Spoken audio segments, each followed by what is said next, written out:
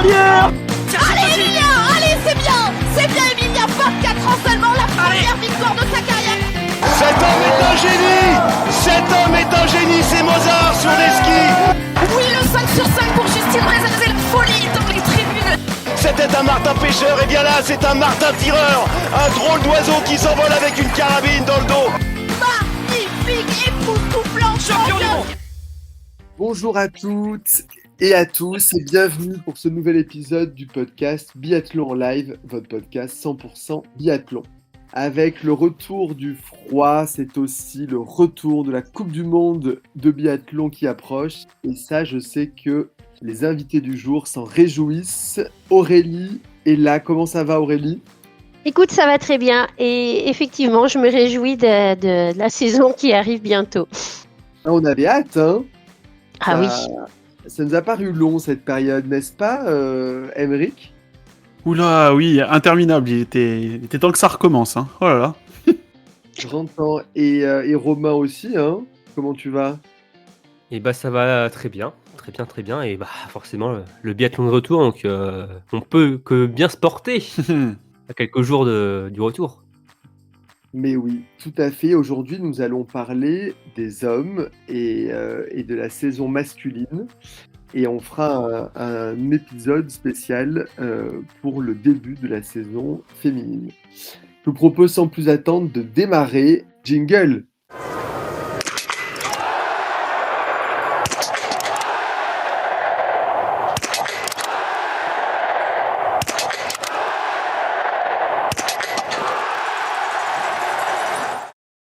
Alors, je vous propose qu'on fasse un zoom sur les Français d'abord. Et on va se demander si l'équipe de France masculine va réussir à se relancer après une saison dernière plutôt décevante. Aymeric, est-ce que tu peux nous rappeler le classement de la générale de la saison dernière ? Ouais, donc on va pas se faire les 95 du général. Hein, n'ayez pas peur. Allez Alors voir bon, sur le site. oui, allez voir sur biathlonlive.com.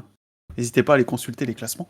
Donc l'année dernière, comme vous le savez tous, Johannes s'est imposé devant Sturla Holmlegrid et Vetle Christiansen. On a eu Benedikt Doll, tiens, un pas norvégien en 4e place, et Martin Ponsiluoma 5e. Et après, côté français, donc on a Quentin Fillon-Maillet qui a terminé en 8e place, Fabien Claude 10e. On a Émilien Jacquelin, qui a écourté sa saison un peu avant les autres, qui a terminé 16e. Antonin termine 20e.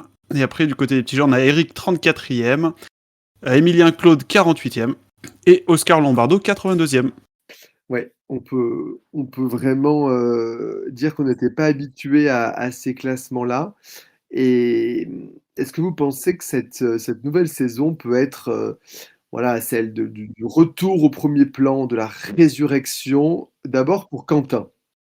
On a appris dernièrement que Quentin n'a pas eu une préparation optimale. Hein. Il a eu des problèmes de santé, il me semble. Et il a un peu traîné ça durant l'été. C'était, je sais plus, il a fait une réaction À une à une injection. injection et ça. Allergie ? Ouais, une allergie, ouais, il y a eu une petite alerte quand même par rapport à ça. Et ensuite, il a traîné ça quand même pendant un petit bout de temps. Hein, même aussi par rapport au. Il parlait peut-être du Covid aussi, finalement. Il savait pas, il avait un gros coup de fatigue en tout cas. Mais je sais, Résurrection, on va trouver son meilleur niveau, je sais pas, compliqué. Surtout qu'on voit que la concurrence est très dense. En tout cas, côté norvégienne et un haut niveau, on le voit encore ce week-end. Hein. Là, on le tourne le week-end du 11 et 12 novembre pendant les sélections de Souchen. Ça envoie du lourd. On voit déjà que Johannes Bö est déjà au top. On espère que oui, il pourra retrouver quand même un meilleur niveau et pouvoir jouer le podium le plus souvent possible comme il n'a pas pu le faire l'an dernier. Déjà, ça, ce serait déjà une très bonne chose. Après, de là à jouer le gros globe comme il l'espère encore cet hiver, ça s'annonce compliqué, mais voilà, qu'il puisse enchaîner des bons résultats, ce serait déjà une très bonne chose. Ouais. Moi, je suis d'accord avec toi. Parce que je vois encore des biathlètes qui sont, à mon avis, qui vont être meilleurs quand même cette saison. Bon, les 3 Norvégiens qui ont squatté déjà le podium l'année dernière, je pense que ça va squatter encore le podium cette saison. Samuelsson, cette année, j'ai de grandes chances qu'il soit qu'il soit devant. Et je sais pas pourquoi, mais un Bénédicte Doll, sachant que c'est sa dernière saison, il a tourné pas mal là quand il est venu en France. Il tournait pas mal là ce week-end en Norvège. Peut-être que le fait qu'il soit sur une dernière saison, ça va le booster un peu. Et je le vois aussi quand même, pourquoi pas devant Quentin. Donc ouais, peut-être aller gagner 1 ou 2 places, mais je vois pas une grosse résurrection. Je pense que ça va être un peu compliqué. Et pour Emilien, je sais pas, est-ce qu'il va être encore sur courant alternatif? Est-ce que il a fait un reset total mentalement? Est-ce qu'il va revenir frais? Que ça va tout être au clair dans sa tête? Si tous les éléments s'alignent, j'aimerais même pas carrément qu'il finisse devant Quentin même. Mais faut voir si son reset mental a bien fonctionné, quoi. Ouais, Aurélie, tu es d'accord avec ça? Ouais, j'ai le même avis. Je pense que Quentin peut faire peut-être mieux que la saison dernière, peut-être accrocher un top 5 du général, mais je le vois pas du tout jouer devant Johannes ou même Sturla, voire même loin de là. Emilien, je pense qu'il peut faire. Emilien, oui, tu parlais de courant alternatif. Je pense que voilà, ça dépendra. Pour moi, ça dépendra des résultats. Tant que ça marche bien, je pense qu'il sera dans la course. Et à partir du moment où peut-être qu'un week-end ou 2 week-ends ou peut-être 3 week-ends de suite, ça se passe moins bien, ça peut basculer. Ça va être Voilà. sur le fil toute la saison, ouais. Je pense, ouais. C'est ça, hein, pour Emilien, surtout l'objectif, Ouais. c'est de tenir sur la durée cet hiver. Hein, ce qu'il n'a pas réussi à faire ces 2 dernières saisons où ça avait été très compliqué mentalement. Il a loupé des étapes, mais sans succès hein, pour lui. Et avec des nouveaux coachs, une nouvelle approche, pour Emilien, c'est vraiment tenir sur la durée. Et on l'a vu en plus, que quand il est à un superbe niveau, il joue avec les meilleurs, quoi. On l'avait vu en début de saison dernière. Ouais. Il Ouais. était sur les podiums avec Johannes Beu et sur le Negri. Alors certes, Johannes Beu avait toujours une belle marge, mais ça jouait devant. Donc on sait que Emilien Jacquelin, quand il est à son niveau, à son vrai niveau, ça joue clairement le podium, ça joue dans les meilleurs mondiaux. Mais pour lui, on espère qu'il va retrouver ce plaisir de compétition durant tout l'hiver et qu'il va pouvoir perdurer. C'est ça surtout qui va être vraiment l'objectif pour Emilien, de retrouver du plaisir. Parce que si là, il n'y arrive pas avec tout ce qui s'est passé ces derniers mois, tous ces changements, là, on va commencer vraiment à se poser des questions pour la suite de la carrière d'Emilien. Mais bon, là, on n'y est pas encore. Hein, mais en tout cas, on espère pour lui que ça va tenir tout au long de cette saison. Ça risque d'être une saison charnière. Oui.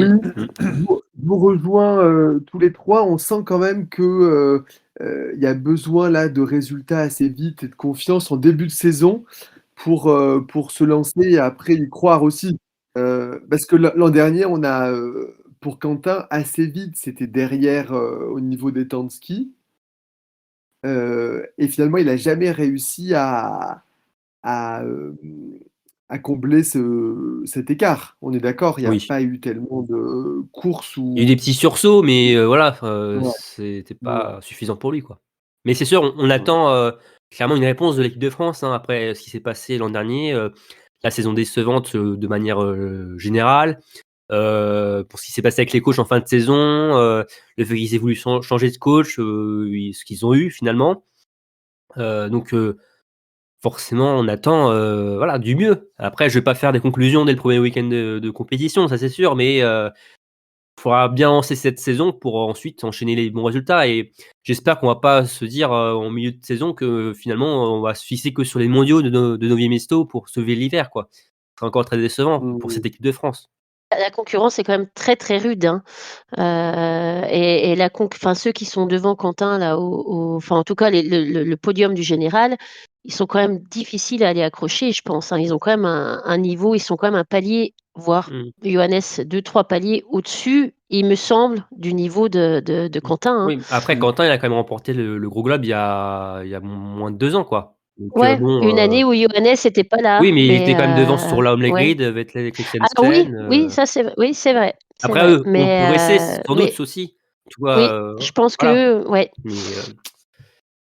Mais ouais, c'est une saison importante, une saison d'entre-deux finalement, entre 2 cycles entre quinzaines olympiques, une saison un peu creuse, on pourrait dire, mais où on se lance vers la prochaine quinzaine olympique, justement. On a vu pendant l'intersaison, plusieurs nations ont fait différents stages d'altitude déjà en vue de Nantes 2026, mais c'est une saison quand même assez charnière pour bien se lancer en vue dans 3 ans, quoi. Oui, surtout Quentin, il a quoi? Il a 30 ans, 31 ans, par là, autour de cet âge-là, non? Oui. Ouais. Ouais, il est de 92. Ouais, donc il a 31 Il ans. vient Oui, d'avoir donc c'est 31 ans.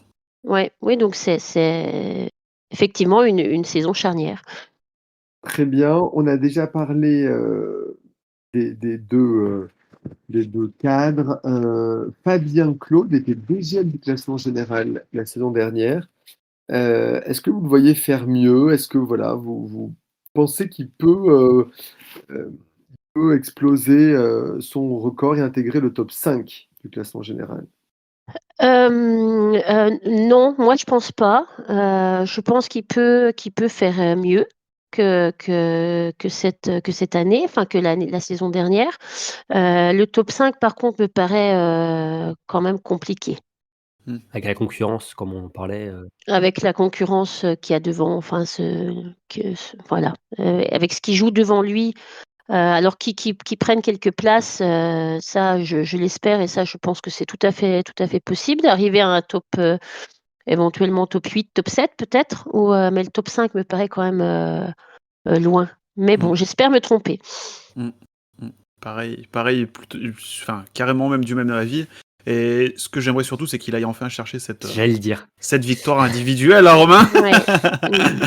Ah oui, il la mérite en plus. Il a tourné autour. Ouais. Il serait temps qu'il y arrive. Là, ça serait beau. Ça serait, enfin, quoi. Depuis le temps qu'il tourne autour, il faut qu'il aille la Un chercher. peu comme les filles pour le relais, hein. On en parlera sur le prochain épisode. Ouais.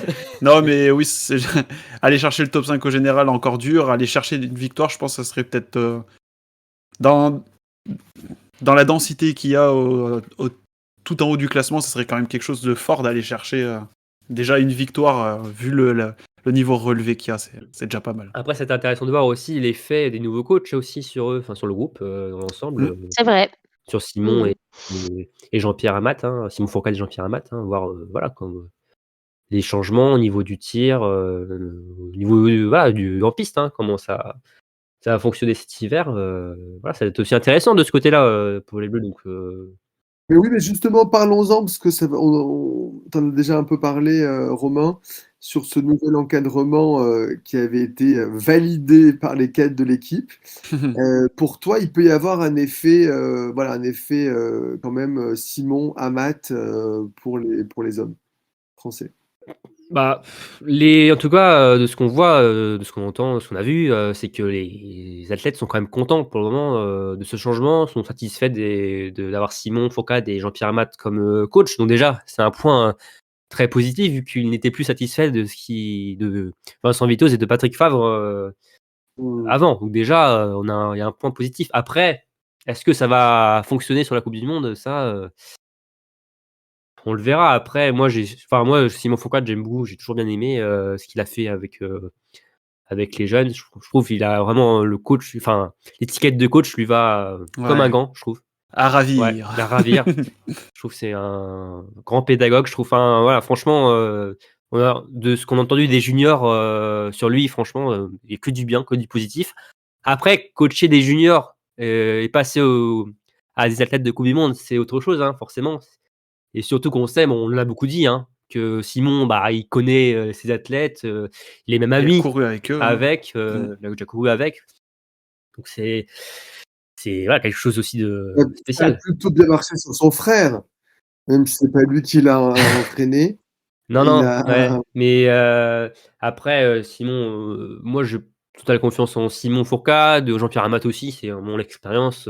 Jean-Pierre Amat, là, pas de problème. Après, est-ce que, on va voir, c'est ce que ça va être validé sur l'hiver, mais moi, j'ai confiance. Mais bon, après, ça, si la concurrence est aussi au top du top à côté, t'auras beau mettre tous les ingrédients dans ta marmite, si Si le beau il est fort. voilà, si le Jojo il est au-dessus, malheureusement, voilà. Mais bon, il n'y a pas que la première place à jouer ou le podium. Non, Comme on disait, il y a la régularité à retrouver, une équipe conquérante, solide, qui joue plus les premiers rôles. Et si on y arrive, ce sera déjà une très bonne chose de ce côté-là. oui, puis vous parliez de l'envie aussi, c'est-à-dire, au-delà des résultats, on sentait une équipe qui fonctionnait pas très bien, face à ses débilités en plus au cours de la saison. Donc déjà de retrouver une équipe, plus conquérante, qui a plus envie, qui est un peu moins, il fait un peu moins la tronche, des C'est vrai pas qu'on a mal. eu il y a eu l'éclaircie des mondiaux là sur le relais, venue de nulle part. Faut se le dire. Ouais. Celle-là, on ne l'attendait pas forcément. Alors, on a une très bonne équipe, mais clairement, au vu du final de la saison, de ce que nous proposait à côté la Norvège collectivement, ce titre mondial, il est un peu tombé du ciel, quoi. Mais après, ça n'a pas non plus sauvé le bilan de l'équipe de France. Et d'ailleurs, on l'a vu après comme conséquence du fait que les coachs sont partis. Mais voilà, c'est ça, c'est retrouver un collectif solide qui peut jouer sur tous les tableaux et que quand il y a un cadre qui est moins bien, un autre peut le remplacer pour jouer top 5 sur une course au moins. Et voilà, et même retrouver aussi un collectif sur les relais qui peut batailler avec Les places les sur les Norvégiens. relais vont être encore plus chères cet hiver. Mm. Avec la montée d'Eric, Ouais. Oscar et Emilien. Les coachs sont partis et il y en a un qui n'est pas parti très loin. Il est juste passé Oui, chez les filles. Ouais. de l'autre côté, Patrick Favre et avec les filles. Donc, C'est vrai. Vous vouliez réagir sur le nouvel encadrement, Aurélie? Toi, tu sens un effet, Simon Amat? Pour le moment, non. Enfin, on verra quoi. Mais je pense que à partir du moment où ils n'étaient pas contents de l'encadrement de l'année, enfin, ils n'étaient pas contents, ou ils étaient lassés, ou ils étaient, enfin, bon, bref, de l'encadrement de la saison dernière ou des saisons dernières, je pense que ça peut être que positif d'avoir un nouveau souffle, des nouvelles perspectives sur l'entraînement, peut-être des nouvelles méthodes. Apparemment, ça s'est quand même bien passé pendant l'intersaison. Donc à voir sur les performances. Après, je ne suis pas convaincue que ça fera une grande différence sur leur place par rapport à la saison dernière. Je ne suis pas sûre que tout était Oui. sur le dos de l'encadrement. Je pense vraiment qu'encore une fois que la concurrence est vraiment très élevée et que l'équipe de France était un peu dans un creux la saison dernière par rapport aux peut-être 2 saisons précédentes et que je pense qu'il faudra plus que de nouveaux coachs pour rattraper ces Mais places-là. justement, parlons de la relève, qui va empêcher qu'un creux générationnel se forme. Donc, on a Éric Perrault, Émilien Claude et Oscar Lambardo qui sont voilà, les jeunes les plus prometteurs. Pensez que les trois vont confirmer déjà. Comment est-ce que les sélections vont être effectuées après Bessan, notamment entre Emilien et Oscar? Mais voilà, comment vous voyez ces trois jeunes s'inscrire dans la prochaine saison? alors, pour rien vous cacher, on enregistre ça du coup juste après la première course des sélections. Si on avait enregistré ça la veille, j'aurais pas eu forcément tout à fait le même discours que je vais peut-être tenir aujourd'hui. Et ben pour moi, la concurrence est plus. Enfin, comment dire? J'attendais pas Oscar aussi fort après les courses des Summers qu'il avait fait. Et je trouve ça très bien en fait qu'ils soient vraiment au coude à coude tous les trois là, parce qu'ils ont squatté du coup le haut du classement sur la première course des sélections. On verra ce que ça donnera sur la deuxième. Mais le fait de voir ces jeunes là comme ça à fond, là oui, ça va être pour les trois. Bon, Eric, je pense qu'il a quand même un petit cran d'avance sur les autres. En plus, il a 2 ans de moins que Emilien Claude et 1 an de moins qu'Oscar. Je pense qu'il a un peu d'avance sur les deux. Mais ouais, ça va être une bonne saison pour voir confirmer donc les attentes qu'on a sur eux, voir s'ils sont capables d'aller jouer sur la régularité. On a vu Eric l'année dernière qui nous a fait un joli coup d'éclat dans la saison. Cette année, on espère qu'il puisse aller chercher encore un joli résultat comme ça, puis tenir sur toute une saison. Et pour les deux autres derrière, je me languis en fait de voir la bataille peut-être à distance qui vont se mener tout au fil de la saison. S'il y en a un qui va craquer sur la Coupe du Monde, l'autre va peut-être le remplacer, ou peut-être quelqu'un d'autre va peut-être encore venir s'immiscer là-dedans, mais j'ai très hâte de voir ce que ça va donner, ce petit duel Emilien-Oscar. Ouais, c'est serré entre Emilien et Oscar. De toute façon, on le voit ces dernières saisons, hein, c'est souvent l'un ou l'autre qui montent sur la Coupe du Monde. Hein. Eric aussi a eu son trou d'air l'an dernier, hein, on se souvient, mais il a tout de suite répondu présent en remportant les 2 courses à Bresno, début Cup. Ouais. Donc après, Eric, lui, il est assuré d'avoir sa place pour le début de la Coupe du Monde, Ouais. ce qui n'est pas le cas des 2 autres qui se jouent entre le dernier ticket. Alors, quand vous écoutez cet épisode, vous savez qui est normalement qualifié. Mais ouais, après, apparemment, Emilien a fait de gros progrès cet été, de ce qu'on a pu lire. Donc, mais quand même, Oscar a quand même fait une forte impression ces derniers temps. Là, tu disais sur le dernier, là, tout à l'heure, sur la première course de Bessan, là, il est qu'à 4 secondes d'Emilien avec une faute en plus. Une faute de plus, ouais.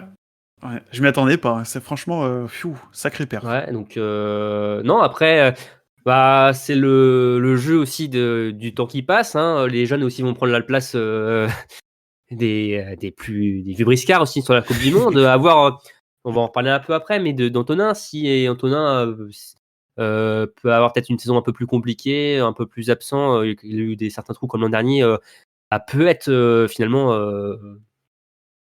sur la sellette sur la Coupe du Monde et pour aller sur un IBU Cup, ce qui peut laisser la place aux 2 autres jeunes, que sont Emilien et Oscar. Après, Oscar, il a quand même aussi à prouver un peu plus sur la durée aussi en Coupe du Monde.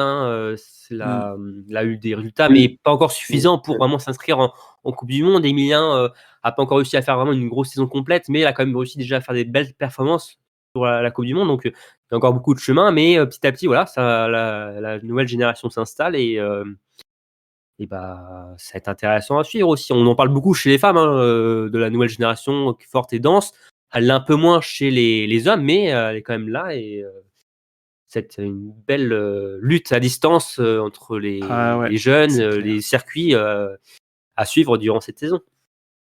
Tout à fait. Justement, c'est la transition avec Antonin Guigona qu'on sait en fin de carrière, forcément, par l'âge et puis par le... S'il fait pas une Ole Namiandalen, voilà, on sait pas. On sait pas, mais c'est vrai que, comme tu dis, il y a aussi des jeunes qui poussent et on connaît des pays où ils ont aucun état d'âme pour faire monter les jeunes et si ça réussit pas. Vous le voyez faire quelques grands coups cette année ou c'est un peu derrière lui? Moi, j'espère quand même parce que bon, c'est vrai que je suis pas très objective parce que j'aime beaucoup Anto, mais je pense que faire quelques coups d'éclat, oui, c'est possible. Après, je pense pas que je pense pas qu'il fera peut-être la meilleure saison de sa carrière cette saison-là, mais qu'il arrive à accrocher une cérémonie des fleurs, voire un podium, j'espère. Je croise les doigts. Ouais. Après, je vais pas plus rajouter, parce que j'en ai parlé un peu tout à l'heure d'Antonin là, mais c'est un peu un entre-deux, Antonin finalement. Il y a les cadres qui sont devant, mais encore la jeunesse qui est derrière, où ils sont encore devant sur la continuité d'une saison. Mais ouais. En fait, il est un peu à la place qu'était Simon Fourcade quand il était aussi en fin de carrière, où il était un peu entre les deux aussi, où il était un peu redescendu, il était remonté. Il est un peu à cette place-là, moi je trouve, c'était quoi en 2018, 2017, je sais plus. Qu'il est un peu, et je pense que pour un athlète c'est compliqué aussi, mentalement, d'être dans cette situation-là. En tout cas, ça semblait pas trop le perturber durant l'été. Il nous a fait un petit vlog là, on l'a vu. Toujours très sympa à suivre. Ouais. Rien que pour ça, faut qu'il reste sur la Coupe du Monde. Ah oui. Exactement. Mais ne l'enterrons pas trop vite non plus. Il a quand même que 32 ans, il a que un an de plus que Quentin, donc il est pas non plus. Il est pas grabataire. C'est pas de la tête qu'on parle le plus souvent, forcément. C'est pas lui qui va chercher les victoires à foison comme l'a fait Quentin il y a 2 ans, ou les titres mondiaux comme Emilien sur les poursuites. Mais il est toujours là, il a toujours son rôle dans le relais. Un peu comme Simon, encore une fois, à l'époque, en fait. C'est sûr que c'est compliqué parce que comme on les aime tous, on voudrait pas que voilà, que certains puissent pas s'exprimer aussi. Ah non, moi, il y en a que je peux pas piffrer. Hein. Je plaisante. Non, mais voilà, on aimerait que certains puissent aussi s'exprimer sur la Coupe du Monde parce que c'est aussi les belles saisons, les saisons de jeunes, hein, malgré tout. Et Ah donc, oui, ouais, c'est vrai que nous, on suit beaucoup les jeunes et forcément, on aimerait bien tous voir plein de jeunes aussi arriver. C'est super de les voir débarquer, mais bah, après, c'est le jeu des sélections, c'est ça aussi qui est bien. Hein. Ça permet aux athlètes de se transcender et bah, de vouloir se faire sa place. Et voilà, c'est toute cette belle adversité dans l'équipe fait que Ouais. le niveau monte et progresse aussi. C'est Oui, ça oui, qu'on tout veut à aussi, fait. plein de jeunes aussi qui poussent derrière. Ouais. Oui, on se rappelle de Martin Fourcade voilà, qui poussait, qui voulait prendre la place c'est toujours un peu ça. Et je trouve que voilà, cette émulation, elle est importante. Elle est très présente Mm. en Norvège et dans d'autres pays. Et ça, c'est vrai que ça marche. Ben justement, quel Français vous allez observer de près cette saison, que ce soit groupe A ou groupe B? Vous avez qui dans le viseur? Bah moi, je l'attends Eric.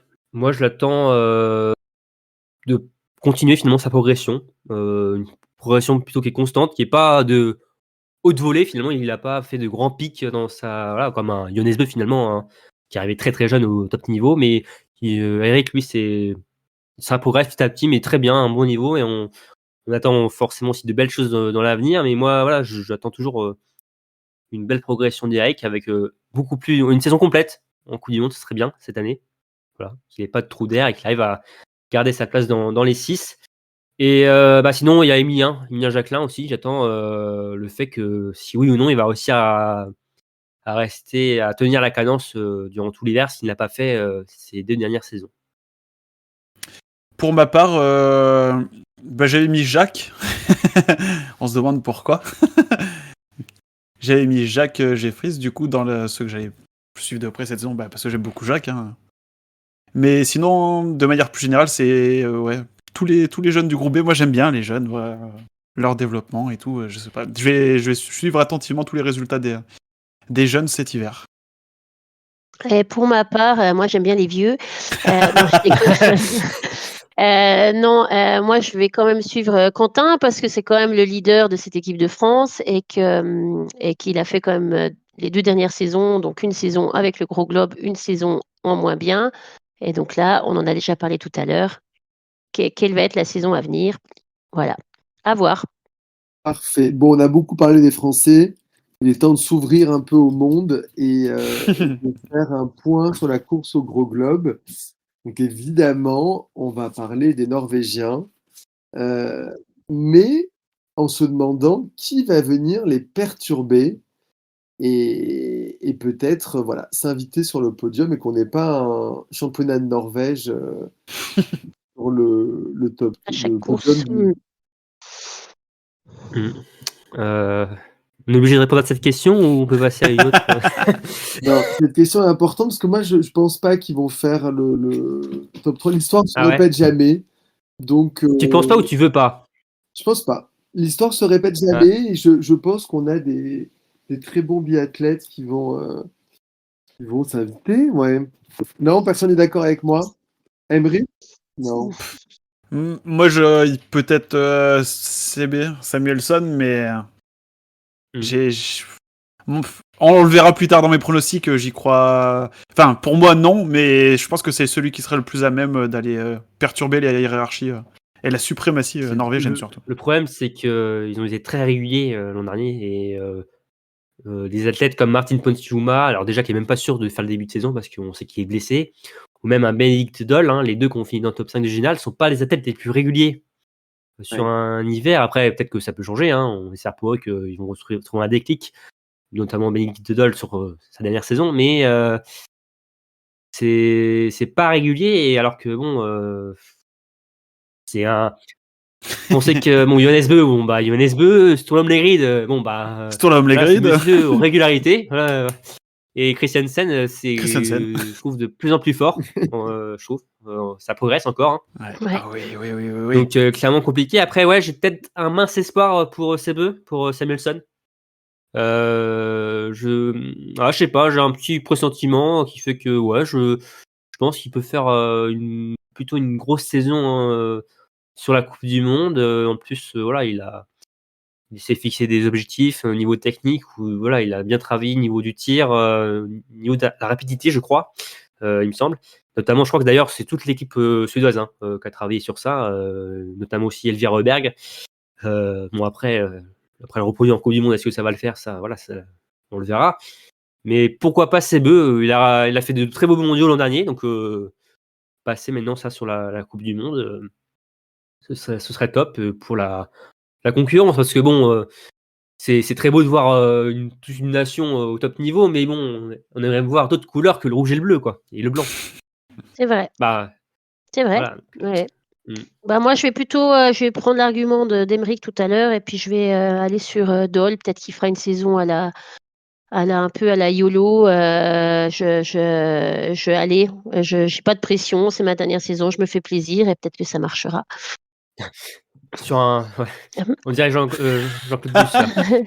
Allez, Sur un oui. malentendu, ça Sur peut passer. un malentendu, ça va peut-être passer. Et puis, non, pas plutôt comme ça, dans le genre où je suis juste là pour me faire plaisir et j'ai plus rien à prouver, ou je sais pas.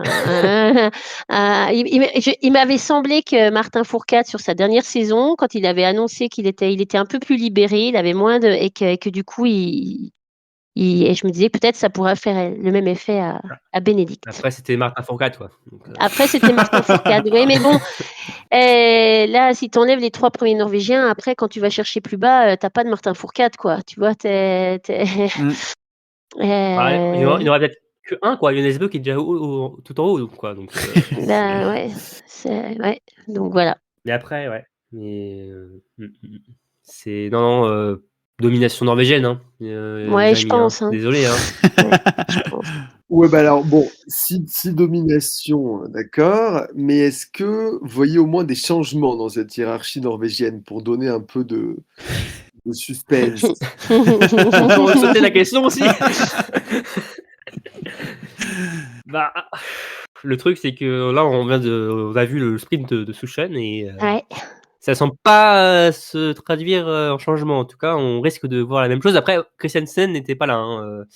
Ouais. Il a eu l'otite, donc il courait pas. Mais enfin, honnêtement, pour la première place, il a tellement une si grande marge sur la concurrence, Johannes Bö.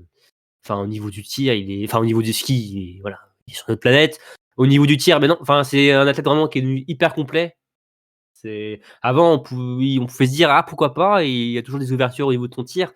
Aujourd'hui, il laisse des ouvertures sur son tir, une balle, quoi. Mais une balle, c'est pas suffisant, malheureusement. Ouais, il en faut 3-4, facile. Et encore, ouais. et encore, des fois. Mm. Donc, au niveau de la première place, non. Sur le mérite, deuxième, à voir. Après, Christiansen semble, je te disais, hein, il progresse encore, hein, malgré qu'il soit plus tout jeune non plus, mais il semble encore sur une bonne dynamique de progression. Donc, pourquoi pas sur la deuxième place. Mais bon, Christiansen deuxième, Mérite troisième, ou inversement. Ouais. Pour moi, ça va pas changer grand-chose. Hein. Non. Voilà. Mais du coup, Jojo, toujours là, quoi. Vous voyez pas de signe de faiblesse. Aujourd'hui, non. Aujourd'hui, non. La course d'aujourd'hui, il a quand même fait un truc il a fait une course de mètre, quoi. Il a fait une faute, mais il a fait une course à la Johannes. Et en plus, ce qui est terrifiant, c'est que il finit là, à recul. Il a 27 secondes sur le tir debout, et il fait en récup le dernier tour, et il tape dans les mains des spectateurs, quoi. Oui, avec 21 secondes d'avance, quoi. Qu'est-ce que tu veux que je te dise? Voilà, donc non, au point aujourd'hui, en tout cas, peut-être qu'on va ressortir cet extrait en fin de saison où ce sera Thomas Duchamel qui va gagner le général, on pourra se foutre de nous, mais non, au jour d'aujourd'hui. S'il fait une saison pleine, en tout cas, sans blessure, sans maladie, sans rien, je vois pas comment quelqu'un peut aller le chercher. Il est physiquement plus fort.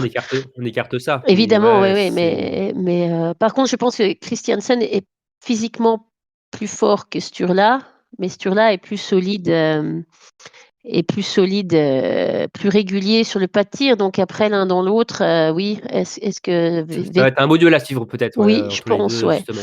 Ouais. À voir. Et dans les Aurélie, toi qui as un œil sur la Norvège tout particulier, est-ce que dans les voilà, ce qui ressort de ce groupe-là, il y a des choses qui pourraient nous laisser croire que l'ambiance est pas bonne et que Pourrait nous laisser espérer.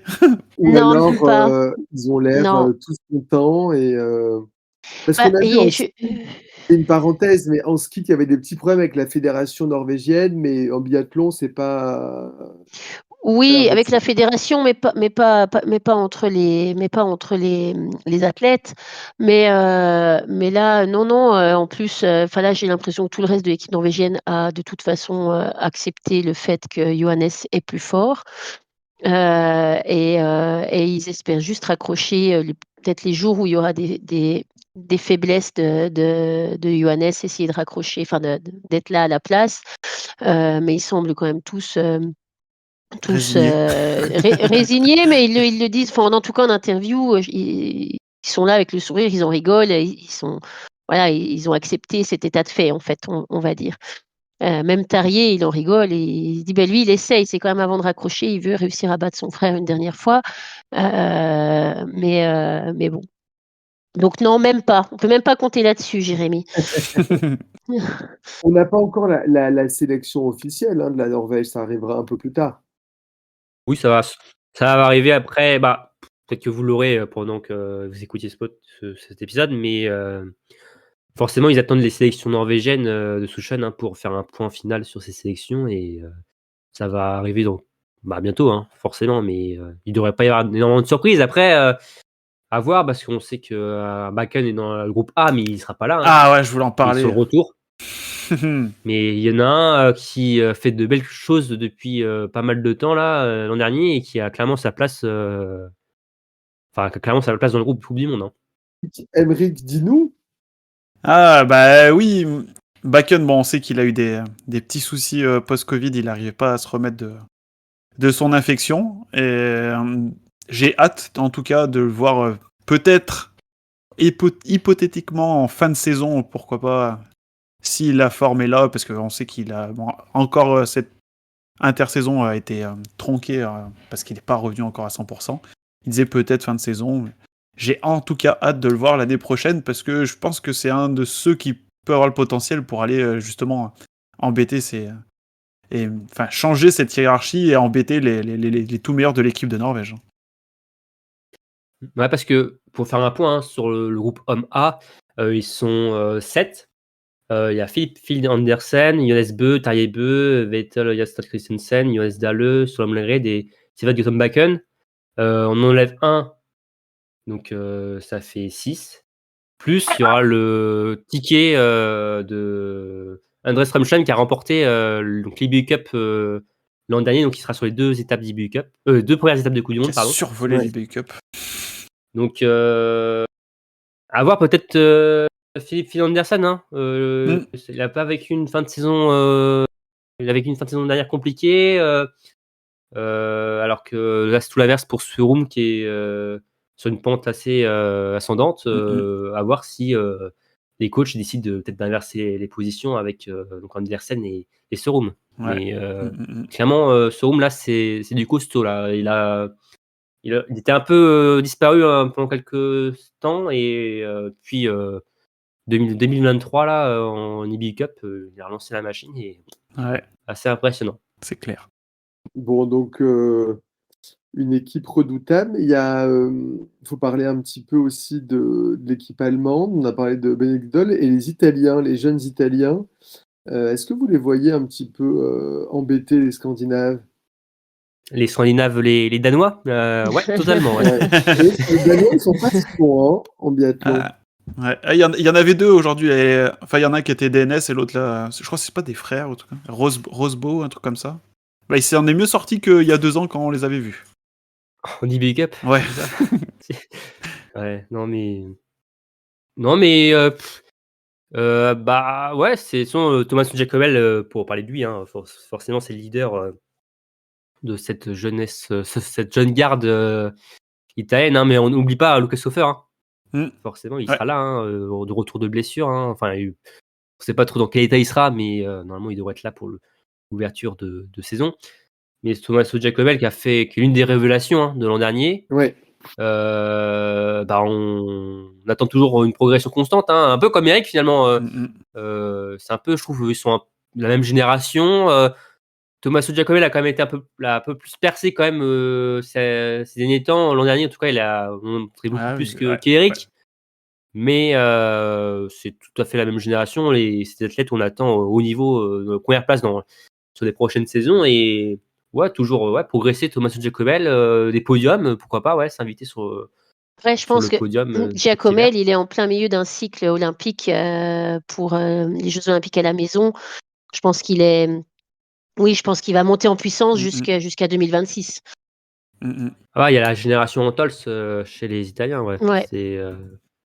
Ça va être la figure masculine qui va porter l'équipe avec d'autre côté Lisa Vitozzi qui sera encore là. Dorothea Hauer, on n'en sait pas encore, mais Rebecca Passler, Oren Thaler. Oui, il y a une très belle génération côté d'Italie.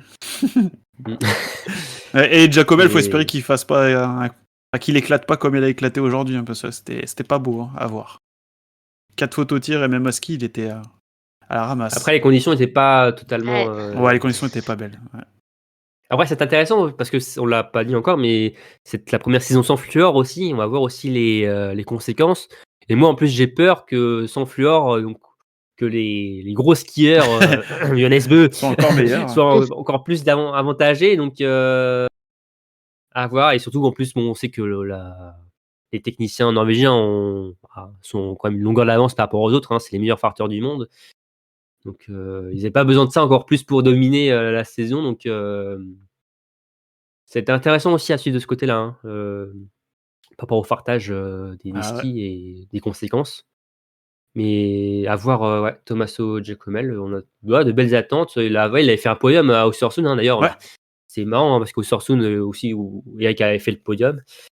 Mais être encore plus régulier pour Tommaso Giacobelli et voilà, il s'est imposé dans le top 10 du général cet hiver. Il a fait 12e l'an dernier. Pourquoi pas rentrer dans le top 10 ? Et puis venir bousculer quelques podiums aussi, pour justement, on en parlait, enlever les 3 drapeaux norvégiens qui sont là à chaque fois. Il y a les jeunes Suisses aussi qui peuvent progresser un petit peu, Hartweg et Stalder, non ? Vous y croyez ? Niklas Hartweg qui avait bien terminé, a fait 2e de la Master d'Oslo et qui avait quand même été aussi une sensation, une surprise, une révélation de l'an dernier. On l'attendait pas quand même qu'il fasse une aussi grosse progression sur l'ensemble de la saison. Donc finalement confirmer cette progression et continuer à s'installer dans le classement aussi. 11e l'an dernier, juste devant Tommaso Giacobelli. Donc, c'est intéressant à voir si finalement la jeune génération arrive à prendre sa place dans le top 10 mondial. C'est aussi intéressant à voir de ce côté-là sur cette saison à venir. Donc, avec les Suisses, les Italiens, les Français, avec Eric et pourquoi pas aussi Nina Claude ou Oscar Lombardo et aux autres. Les Américains. Les Américains, les Néo-Zélandais qui étaient anciennement Néo-Zélandais qui sont maintenant Américains. Non, certes, peut-être la lutte pour le gros globe ne va peut-être pas être intéressante comme l'an dernier parce que il y avait pas eu de suspense, mais derrière il y aura toujours des belles choses à suivre parce que Johannes Bö ne sera pas éternel, à un moment donné il sera plus là, donc voilà, faut travailler l'avenir aussi, déjà s'installer, et c'est des saisons peut-être pour nous en tant que spectateurs on va pas encore voir ça avec des yeux avisés, en tout cas. On va pas forcément peut-être se projeter dans 5-6 ans, mais pour eux, ces athlètes qui sont jeunes, ce sont des saisons qui sont très importantes pour leur construction. Johannes, il sera, je pense qu'il faut juste tenir jusqu'au JO. Je suis pas sûr qu'il sera après 2026. Je crois qu'à mon avis, ça va être le clap de fin. Donc finalement, ça va arriver très vite. Mais après, c'est quand même triste aussi parce que c'est quand même beau un sportif de cette qualité-là. C'est pas bon pour le suspense, mais c'est sportivement quand même très très beau. Très complet. Mais c'est justement par rapport aux femmes, on en reparlera dans l'épisode sur les femmes, mais en fait, il y a très peu de grands biathlètes qui prennent leur retraite, donc on est un petit peu quand même sur les mêmes. On n'a pas eu Oui, c'est vrai. Bah, ils perdurent longtemps, c'est ça. Hein. C'est des Olena Björndalen, des Martin Fourcade, des Johannes Ouais. Bö. Ils ont des périodes qui sont tellement longues de domination. Et on l'a dit, bah, on en a fait le podcast avec. J'ai fait l'épisode avec Aurélie, hein, avec sur Camille Coupé. Mais les hommes aussi ont moins de contraintes que les femmes Oui, et puis ils ont pour perdurer. Oui, c'est vrai. Et puis les femmes, ça arrive plus tard en général, et puis donc ça a forcément raccourci la carrière. Si tu regardes les derniers gros globes, bah, c'était des trentenaires en fait. Mm. Et par rapport à des hommes qui peuvent venir déjà accrocher des très belles places au général, voire le gros globe très très tôt finalement. Mm. Et donc si après ils gardent leur top forme, eh ben, tu as des Martin Fourcade pendant 7 ans. Tu as des Johannes Bö pendant, bah, je pense que ça va faire 7 ans aussi, à mon avis, l'un dans l'autre, et puis au moins en tout cas. Et puis c'est vrai que du coup, ça laisse moins de place à la diversité. Mhm. C'est ça. Il y a eu une petite période de transition avec Zensen et Tarjei Bø. Ouais, Après, entre Olena Björndalen et Martin. et Martin Fourcade. Hein. Ouais. Mais sinon, ouais, tout à fait. Mais est-ce que finalement, c'est pas aussi. Parce que dans beaucoup de sports, on voit que on polarise maintenant sur. Enfin, il y a un grand champion qui se dégage. Et j'ai l'impression que de plus en plus, il y a des gens qui écrasent leur discipline. Euh, et quelque part, le public est toujours là aussi pour voir jusqu'où on bat les records. Voilà, je pense que ça contrebalance l'effet moins de suspense par l'effet il éclate tout. Et donc, c'est aussi beau à voir. Je pense qu'il y a les deux, non? Oui, je pense, oui. Si, je pense que pour la discipline, c'est intéressant d'avoir du suspense pour oui, pour les spectateurs, pour les fans. Après, je pense que pour la discipline, c'est aussi intéressant d'avoir un tête de file, enfin un chef de file comme ça qui est un sportif hors norme, on va dire. Donc oui, je suis un peu d'accord avec toi. Il y a les pour et les contre, ou le positif dans les deux, on va dire. Bah, encore quand Bah, dans le biathlon, pardon Romain, on a quand même la chance d'avoir bah, le circuit homme qui est très dominateur comme ça par un ou deux sportifs, et le circuit femme qui est quand même beaucoup plus dense et beaucoup plus varié. Zuber, ouais. Ouais, ouais, c'est vrai. bah, on a notamment vu l'effet de la nomination de Martin Fourcade en France, justement, ce que Oui, ça a apporté. exactement. Mm, La diffusion du biathlon sont claires, quoi. mm. Voilà. Et la Sur d'autres popularisation, non, popularité. popularité, enfin la vulgarisation du biathlon, du coup. Voilà. Voilà. Sans ça, on n'aurait peut-être pas encore du biathlon voilà, en clair. On serait regardé encore sur Eurosport, quoi. Mm. Alors, c'est pas une critique envers Eurosport, hein. Je dis ça, mais Non, mais c'est payé, enfin c'est moins, c'est vu payant, que c'est voilà. payant, c'est moins facile d'accès par Forcément. rapport à tout enfin voilà. Exactement. Donc, oui, les grandes dominations peuvent paraître ennuyantes, mais quand même portent les disciplines aussi, je trouve, dans un sens. Ouais. Ouais. Mais on aime bien quand c'est des dominations françaises. Ça nous paraît moins. Ah Mais, bah, mais, Étonnamment. c'est bizarre, hein, oui. ouais. Mais t'as raison, c'est pareil dans les autres sports. Tu vois bien, Ah bah, Djokovic au tennis, que je connais un peu comme sport, c'est une longévité impressionnante. Hein. Il ouais, il y a aussi un autre sport où ça fonctionne comme ça, c'est la F1. Oui. Enfin, ouais. là, Ouais. je pense qu'il n'y a pas pire enfin, pas pire ou pas mieux que la F1 dans ce sens-là, hein, domination d'air avec, là, on a Max Verstappen, on a eu Lewis Hamilton, on a eu Sébastien Vettel, bah, voilà, après il y a après t'es fan ou t'es pas fan aussi, ça compte, hein, forcément, hein, mais Ouais. dans tous les sports. Dans tous les sports, Mais même au football, même si c'est un sport collectif, tu vois bien que voilà, Messi, exactement. tout le monde voulait voir, à part les Français, voulait voir gagner l'Argentine, pouvoir Messi gagner Oh, il y une a même Coupe des du Français, Monde. hein, Même les qui, Français, tu vois bien le Ballon certains, hein. d'Or, il est à Messi. Enfin, tu vois bien qu'il y a quand même un sportif comme ça qui porte la discipline sur ses épaules, on va dire. Et justement, est-ce que vous, pour mettre du suspense, est-ce que vous regrettez que les Russes et les Biélorusses soient encore euh, non conviés cette saison? Il y en a vrai quand même. D'un point de vue sportif, hein, je vais m'avancer sur le plan politique, diplomatique. Hein. Mais, mais non, mais bah forcément, malheureusement, malheureusement ou presque, on s'est habitué finalement à ce qu'il soit plus là. Oui. Finalement, c'est bizarre maintenant. Maintenant que la Russie soit plus là, c'est devenu presque normal avec les Biélorusses évidemment. Mais ça restait quand même, pour parler de la Russie chez les hommes, hein, une nation majeure. Bon, avec tout ce qu'il y a eu par le passé, hein, malheureusement, mais ça restait comme une nation majeure, notamment sur le relais.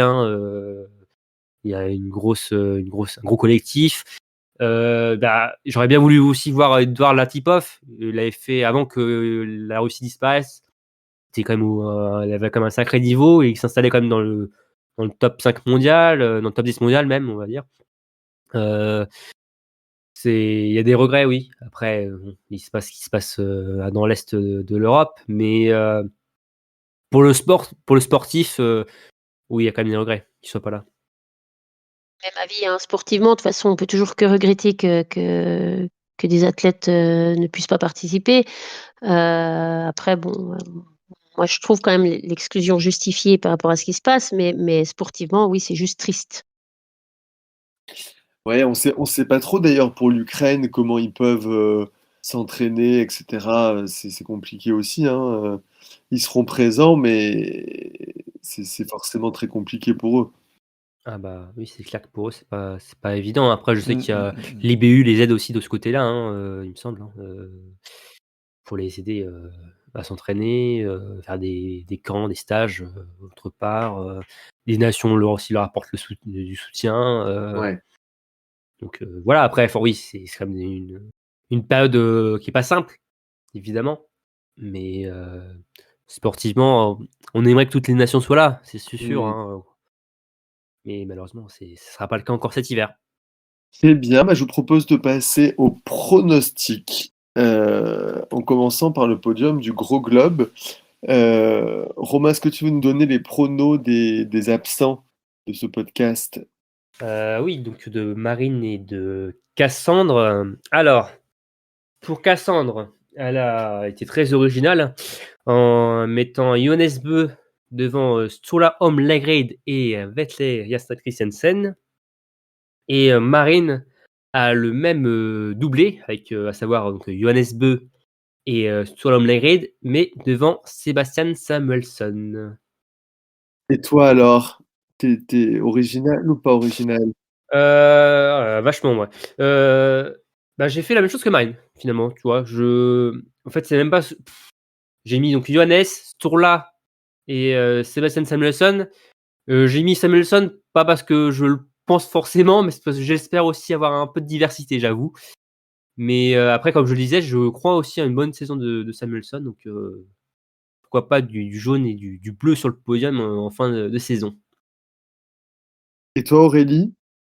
Alors moi, j'ai pas mis Originalité? Samuelsson. Non. Non? Samuelsson, je l'ai mis ces 3-4 dernières années sans succès. Donc cette année, j'ai dit non. J'y croyais à chaque fois. Mais moi, j'ai mis, alors attention, c'est foufou, hein, j'ai mis Johannes en premier, Sturla Holmlagrade en second et Vetle Christiansen en troisième. L'histoire ne se répète pas toujours, mais Et parfois tu si, vas voir donc comme par j'espère. hasard, Samuelsson va faire une grosse saison cet hiver. Quand il va te donner tort.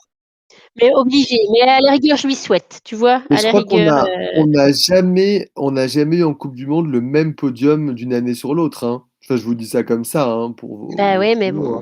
Ouais, mais il y a toujours une première à tout, hein. Donc, exactement. Rendez-vous en mars 2024. Allez, Et toi, Emery? Moi, je vais faire dans l'originalité, hein, j'ai le même qu'Aurélie. Johannes, Tourla, Vettel. Bon, heureusement que je suis là, parce que moi, j'ai mis, bon, Johannes, parce que quand même, Christiansen en deuxième, je pense bien, et je pense que ce tour-là va pas tenir toute la saison, oula. et c'est Quentin. Quentin, Ah, oui, oui, et oui. le ah, retour. t'as ditché sur là du podium, comme ça. Il n'a Ouais, rien ouais, demandé, Tranquille. le pauvre. Ouais. non, mais Quentin, il va faire une belle saison, Ouais. et je le vois bien troisième. Ah, on Eh espère. ben, écoute, On espère. on l'espère. Sur la grosse cote, parce que ça, c'est très attendu des auditeurs, parce qu'il y a toujours des choses qui n'arrivent jamais, mais on ne sait jamais. Alors, Marine, elle avait mis notre cher Éric Perrault top 20 du général. Bon, est-ce qu'on l'accepte? Oui, Oh oui, quand même, oui. Oui. Oui. ce serait beau. Et Cassandre, elle avait mis Stalder, dont on parlait, le Suisse, top 12 du général. Ah oui, pas top 13, pas Euh, top 11, hein, top 12. Hein. Précis. Top 12. Donc il sera peut-être 13e. Et sinon, on voyait Euh, aussi Emilien Jacquelin, peut-être top 6 du général. Voilà. Si, Qui je serait- sais pas si pour vous c'est une cote, grosse cote, mais Oui, on l'accepte. Aussi, si, quand même, ouais, je au pense, vu ouais, de- aussi. Mais il faut lui en enlever une, elle peut pas avoir de grosses cotes. Bah, l'an dernier, j'en avais eu 2, donc bon, je vais Ah, rien dire. ok. Je vais rien dire par rapport à ça. Et toi, Aurélie? T'as une vraie Alors, grosse moi, cote? ouais, enfin, c'est un double enjeu. Moi, je vois Vebjørn Sørum, le Norvégien, garder sa place en Coupe du Monde, donc venir monter en Coupe du Monde et y rester, et voire même finir avec un top 15 du général. Ça, c'est une belle cote, ça. Ambitieux. Ah, Je sais bien. ça, Ambitieux. c'est ouais. Ah, joue le jeu, oui, c'est bien. Je joue le jeu. Pas comme certains. Romain, est-ce que tu as joué le jeu? Ouais, moi, j'ai ma grosse cote, c'est pas plus de 15 victoires pour Johannes Beu cet hiver. Ah, ambitieux aussi, ça dit donc, pas plus. Non, mais alors, pour être sérieux, moi, ce sera une première victoire pour Eric cet hiver. Allez. Ah, joli. Ouais. Ouais. C'est ouais, mais oui, c'est une grosse cote, hein, je pense. Ah oui, quand Si même. on reste en plus sur la Ouais. même dynamique que l'an dernier, Oui, grosse Rien- cote. là, c'est Ouais. une T'as très, même très pas besoin de grosse dire cote. premier finir devant Johannes sur Oui, une voilà. course et ça fait office de C'est victoire. pas faux, c'est pas faux. Mais ouais, Ouais. Eric, je compte sur toi cet hiver. Emric?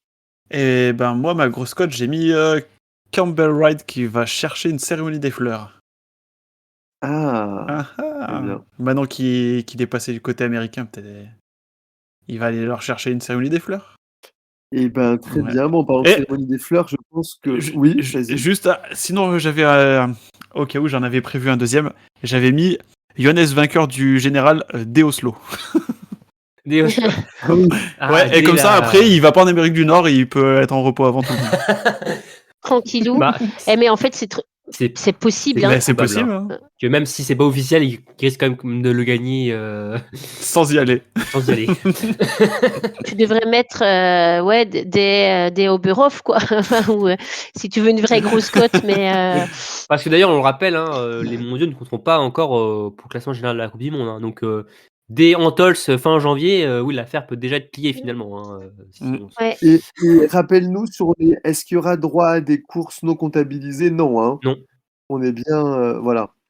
Toutes les courses sont comptées. Il n'y a Oui, pas de joker. normalement, je crois qu'Emeric a vérifié le règlement cet hiver, hein, enfin de cet hiver, mais il n'y a pas eu Ça a pas d'évolution changé. par rapport à ça, hein, il me semble. Hein. Donc, Non, mais c'est important de le rappeler, mais bon, comme il a de la marge. Alors moi, je vous ai mis un Finlandais dont on parle pas assez, Oh. malheureusement, qui s'appelle Otto de son prénom et Invenus de son nom de famille. Auto comme les voitures. Auto Octopus. Voilà. Et qui est un très très bon biathlète. Moi, je le vois bien rentrer dans les fleurs. Peut-être le même jour que Campbell. Ah bah Ce pourquoi serait pas. une journée un peu... Et puis avec Eric. La sur le victoire podium, d'Eric. La victoire d'Eric. Et avec la victoire. C'est ça. Et D'accord. ça conforterait le top 12 de Stalder au général. Ah oui. Ce serait une... Mais si la grosse cote d'Emeric, qu'il a déjà Johannes ne fait pas le déplacement en Amérique du Nord parce qu'il n'y a pas la peine, et en fait, ça ouvre toutes les courses finalement. C'est vrai. Voilà. Et c'est ça. Ouais. Je compte sur ça en fait. On compte sur, Ouais, en fait, on ok. compte sur la grosse cote d'Eric, d'Eric, D'Emeric, d'Emeric ouais. pour tout débloquer en fait, pour Ouais. débloquer toutes nos grosses cotes. Grosse cote. Mais en plus, il est très écolo, il voudra pas prendre l'avion pour aller aux États-unis. Voilà. Ouais, C'est je mal pense que c'est vu surtout en la Norvège. famille. Il voudra pas perdre du temps, il voudra rentrer vers sa famille, à mon avis. Mais c'est jouable. Hein. Bon, bah, il me reste plus qu'à vous remercier pour cet épisode sur les hommes, sur la prochaine Coupe du Monde. vous annoncer qu'un podcast sur la saison féminine va suivre Oui, dans les prochains jours, ça très va. vite. très Donc, vite. Restez voilà, connectés. restez connectés et allez voir les dates des prochaines étapes de Coupe du Monde pour poser vos RTT en avance. Voilà, ça c'est important. Ouais, bah faut pas tarder là, parce que ça va. Ça arrive vite. Ça arrive Oui, vite là. oui, Ça arrive vite. ça arrive lourd, comme on dit. Mhm. Merci beaucoup Aurélie, merci Romain, merci Emery. Merci à toi. Camille. Merci à toi. Ouais. Et puis à très bientôt. Ouais. À bientôt. Bye bye. Salut. Salut.